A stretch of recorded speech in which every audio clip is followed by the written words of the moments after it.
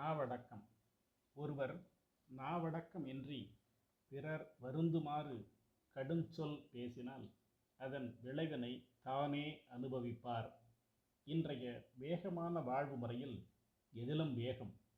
பொறுப்புணர்ந்து எவரும் அமைதியாக இருப்பதில்லை. இருவருக்கிடையே ஏதேனும் சிறு பிரச்சனை ஏற்பட்டு பேச்சு நடந்து கொண்டிருக்கும் போது பொறுமை இழந்து ஏதேனும் ஒரு தவறான சொல் பயன்படுத்தும் போது மற்றவர் மனம் புண்பட்டதாக எண்ணி கடும் சொல்லை பயன்படுத்துகிறார். தகாத வார்த்தைகளினால் பேச்சு மாறி கைகலப்பு வரை செல்கிறது. நாக்கு இருப்பதால் எது வேண்டுமானாலும் பேசலாமா? நாக்கில் நரம்பில்லாமல் திட்டிவிட்டார் என்பார்கள். நாக்கில் நரம்புகள் ஏராளம் உண்டே. பேருந்து நடத்துனர் பயணிகள் சண்டை. நடத்துனர் ஓட்டுநர் சண்டை. பேருந்து நடத்துனர் கல்லூரி மாணவர் மோதல். கல்லூரி மாணவர்களிடையே போராட்டம்.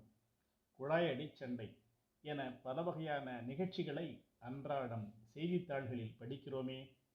சர் ஐசக் நியூட்டனின் ஒவ்வொரு சக்தி செயல்படும் போதும் அதற்கு சமமான எதிர்சக்தி உண்டு என்ற இயக்க விதியே நினைவுக்கு வருகிறது.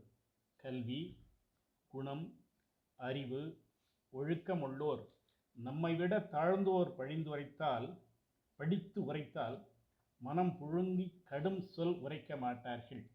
ஆகையால் கீழோராயினும் தாழ உரை என கொள்க. நாக்கு ஒரு சிறந்த ஆயுதம்.